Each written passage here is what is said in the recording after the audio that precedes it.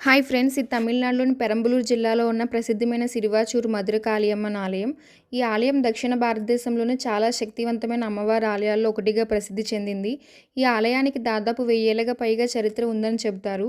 ఈ ఆలయ చరిత్రకు తమిళ మహాకావ్యం శిలపధికారంతో గాఢమైన సంబంధం ఉంది. ఆ కథలోని ప్రధాన పాత్ర అయిన కన్నగి మదురై నగరాన్ని విడిచి వచ్చిన తర్వాత ఈ సిరివాచూరు ప్రాంతానికి వచ్చిందని పురాణ కథనం. అప్పుడు ఈ ప్రాంతంలో ఉన్న చెలియమ్మన్ దేవత దుష్టశక్తుల బారిన పడిందని చెబుతారు. కన్నగి తన తపశ్శక్తి మరియు ధర్మబలంతో ఆ దుష్టశక్తులను నాశనం చేసి చెలియమ్మన్ దేవతను రక్షించిందని విశ్వాసం.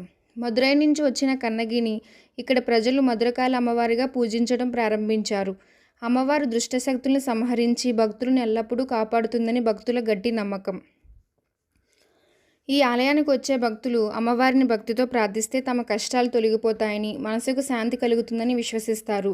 ప్రత్యేకంగా కుటుంబ సమస్యలు, మానసిక ఒత్తిడి, ఆరోగ్య సమస్యల నుంచి విముక్తి కోసం చాలామంది ఇక్కడికి వస్తూ ఉంటారు.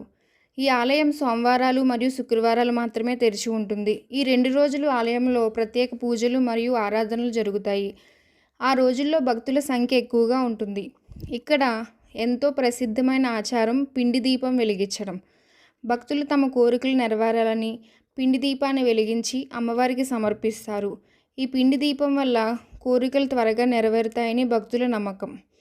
అందుకే ఈ ఆలయం కేవలం ఒక దేవాలయం మాత్రమే కాదు, భక్తుల విశ్వాసానికి, ఆశలకు, దైవశక్తికి ప్రతీకగా నిలిచింది.